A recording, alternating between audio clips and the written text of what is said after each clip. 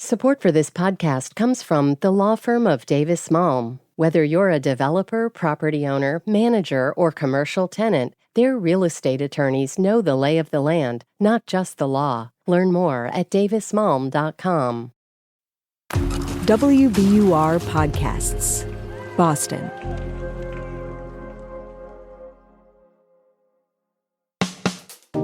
I'm Daryl C. Murphy, and you're listening to The Common.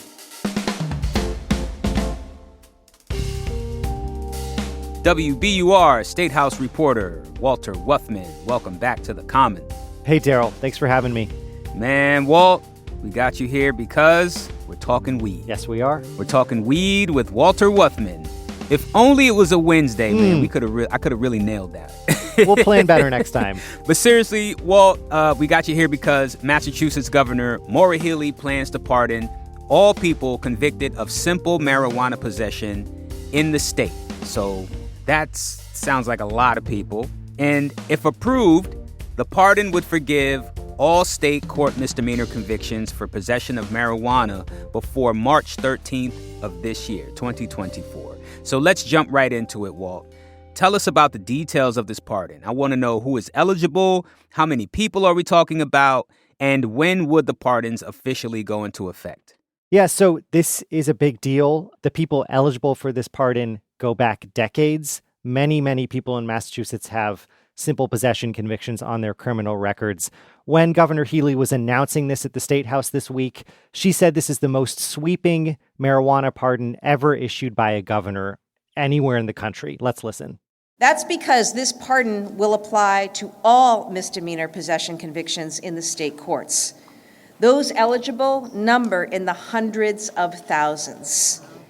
So this is hundreds of thousands of people. The state does not yet have an exact number of how many people it's going to affect. But, this goes back, as you said, from March 13th, back decades and decades and decades. It's going to affect a lot of people. Got it. And when exactly does it go into effect? So this still needs approval from the Governor's Council, which we've talked about before in the context of, this is a elected group of 8 people who approve judicial nominations and pardons in the state. We talked about when they were looking at Maura Healey's pick for the Supreme Judicial Court. They also need to approve this blanket pardon. They're scheduled to meet at the end of this month. Okay. Now, before we continue, Walt, there's 2 points of clarification I want to make for the listener. My first one is, tell us who this does not apply to. So this does not apply to distribution or trafficking or operating under the influence charges. This only applies to simple misdemeanor possession convictions. Got it. Okay, and the second point is, this is a pardon not to be confused with an expungement. Can you explain the difference there? That's right. And there is an important difference. So a pardon is a power that governors and presidents have to essentially forgive someone of their crime. You might remember President Trump in his final days in office went on this sort of pardon spree where he granted clemency to Arizona Sheriff Joe Arpaio and his political advisor, Roger Stone. Maura Healey has used her power of pardon 13 times in her first year of office, which is the most of any Massachusetts governor since Michael Dukakis. What it is essentially forgiveness. Expungement is something different. Expungement removes a charge or a conviction from someone's record completely. So if someone were looking for it in a background check, it wouldn't show up. So to sort of understand this better, I called a law professor at Suffolk University named Chris Dearborn. He's the director of the Suffolk Defenders Program. And here's how he sort of described pardoning versus expungement. You can pardon somebody all you want, but if there's still a paper trail for the conduct and there's still a stigma attached to the conduct, somebody can still find it. So he added, it's still a powerful symbolic gesture and an actual gesture to pardon someone of their crime, but it is different than expungement, which actually erases something from the record. Understood. Thank you for that, Walt. Now, I want to get into the motivation behind this. Why did Governor Maura Healey make this move? So Governor Healey says she's answering the call from President Biden, who in October of 2022 pardoned thousands of people with federal convictions for marijuana possession. That's actually a much smaller pool than people with state charges. So when he did that, he called on governors across the country to use their own pardon power to do exactly what Maura Healey is doing, which is to pardon anyone convicted of simple marijuana possession in their states. Mm-hmm. So this was inspired by the president. It is. There are also other governors across the country who have done different versions of this. So in Colorado, Democratic Governor Jared Polis has issued over 1,300 pardons. In Oregon in 2022, then Governor Kate Brown pardoned about 47,000 people. What Governor Healey's doing is a much larger group, and it's automatic. So no one has to ask for this pardon. No one has to apply. It is going to automatically apply to their record. Got it. I want to talk about these potential pardons. For the people who have been living with this minor infraction on their record, how would this change things for them? Yes, there were multiple people at the press conference this week who got up and spoke about, their experience of being young and having a possession charge on their record and the ways that it sort of limited their entire life course, the ways it affected them getting a job or finding housing. There was one business owner who I believe you've actually spoken to on the show. His name is Devin Alexander. He's a cannabis entrepreneur, but he said, his dream growing up was to be in the U.S. Air Force, and having a marijuana conviction on his record kind of closed that door for him. Yeah. Shout out to Devin Alexander. We had him on to talk about his business, Rolling Relief, on a previous episode a while back. This feels like a good place to take a break, Walt. But when we get back, I want to talk more about the reactions to Healey's announcement and the equity impacts of all of this. So we'll be right back.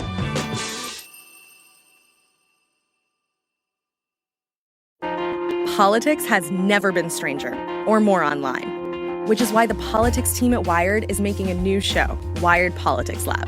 It's all about how to navigate the endless stream of news and information and what to look out for. Each week on the show, we'll dig into far-right platforms, AI chatbots, influencer campaigns, and so much more. Wired Politics Lab launches Thursday, April 11th. Follow the show wherever you get your podcasts. And we're back with WBUR State House reporter Walter Wuthman. So, Walt, we are talking about Governor Maura Healey's announcement to pardon all convictions for simple marijuana possession in the state. If approved, her office says that could help out hundreds of thousands of people. So what I want to know right now is, how are advocates reacting to the governor's announcement?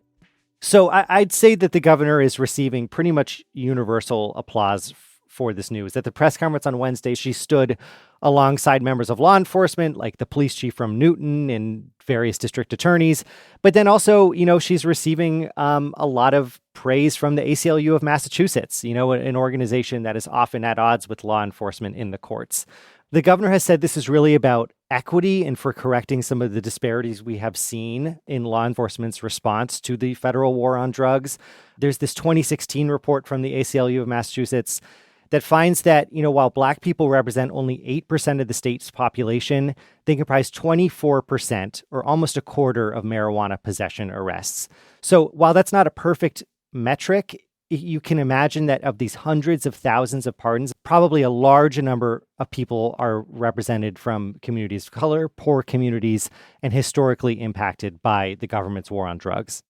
We're just talking about marijuana and one specific type of marijuana crime, right? Should we expect for Governor Healey and other state officials to push even further into some of those charges that are exempt from this? That's a very good question, and they're not signaling that right now. But a lot of these groups who are praising her for this move are also pushing her to go further. Even at the press conference, they were saying this is a great first step, but other crimes should be included. Distribution and trafficking, so essentially selling a product that is now legal, under the same logic that no one should be penalized for possessing something that is now legal. I think there's a valid argument to be made that people should not be penalized for selling something that is also now legal to sell. So I think that the advocates are going to keep the pressure on and hope that Governor Healey will continue to use her pardon power in the future. And I would just add that Governor Healey has shown she's much more willing to use this power of pardon. She pardoned 13 people in her first year in office. For comparison, Governor Baker pardoned 15 people over his entire 8 years, his 2 terms as governor. All right. Thank you for that, Walt, because you pretty much answered my next question by explaining how many pardons Governor Healey has done and how many her predecessor, Charlie Baker, has done. Thank you for that. But I want to take a step back and talk about her use of her pardon power in a different way. And I want to ask you, what does her move in pardoning people with simple marijuana possessions tell us about her administration so far? I think it shows that, this was a campaign promise of Maura Healey when she was campaigning as Attorney General. She has now followed through on it. So clearly she keeps track of things that she promised, and she does want to deliver on them. It also shows that she's willing to be much more ambitious and creative in the use of this power her office has, which is to pardon. I will say, though, that, while pardoning is an actual and symbolic forgiveness, it is different than expungement, as we talked about, which is to completely erase a conviction from someone's record. So if a landlord pulled, information from you as part of a background check, it just wouldn't even show up at all. Massachusetts does have an expungement process as part of a 2018 criminal justice reform law, but it's been criticized as overly bureaucratic and hard to access, and multiple reports have found that very few people have used it. Yeah, talk to us about, who has the power to expunge offenses? The legislature has the power to create new laws around expungement. So they did that back in 2018, and they created this expungement process, but advocates and people who've used it have pointed out a lot of flaws in it. So I think another thing people are calling for, and I spoke to Shalene Teitel about this yesterday. She's a former commissioner on the Massachusetts Cannabis Control Commission. She's now the director of the Parabola Center for Law and Policy. She says that her next priority, while applauding Healey for doing this, is she'd love to see the legislature move toward an automatic expungement process to really clear the records of these hundreds of thousands of people with simple marijuana possession convictions. And what do you think the governor's council is going to do? So they meet at the end of this month. It's likely going to be on their agenda right away. I think they're going to pass it. I spoke briefly with Governor's Council member Paul DiPaolo right after the event this week. Here's a little bit of what he told me. As she noted, it's the right thing to do. These are crimes that we no longer consider crimes, and they're convictions and barriers to employment and education and workforce that have disproportionately impacted Black and Latino communities. And he went on to say that he's not the only council member to feel that way. I think it's pretty safe to say this is going to be approved. And as soon as it is approved, the automatic pardoning process can begin. Governor Healey didn't give an exact timeline, but she said that the courts will move as quickly as possible to get everyone eligible for this pardoned. Understood. Walt, man, thank you so much for coming through. As always, it is a pleasure, especially getting to talk weed with you. Thanks, Daryl. But seriously, man, this was great. Thank you so much for your reporting. And yeah, man, always a pleasure to have you. Thank you. We'll do it again. And that's our show for today. Thank you so much for listening to The Common. If you like what you're hearing, head on over to wherever you listen to podcasts, especially Apple or Spotify. Rate and review us. Let us know. How are you liking The Common? How are you liking the show? Please tell us. Thank you to everybody who's already done it. Also, if you want to get in touch with us, hit us up on Instagram at WBUR The Common. You can also send us an email at thecommon@wbur.org. And now it's that time for me to let you know that The Common is produced by Caitlin Harrop and Franny Monahan with help from CCU. It's mixed by Emily Jankowski, Matt Reed, and Paul Vaitkus, and it's edited by Samatha Joshi and Ben Brock Johnson. And our theme music is Me from Hisu. And from the newsroom of WBUR, I'm your host, Daryl C. Murphy. I'll talk to you soon.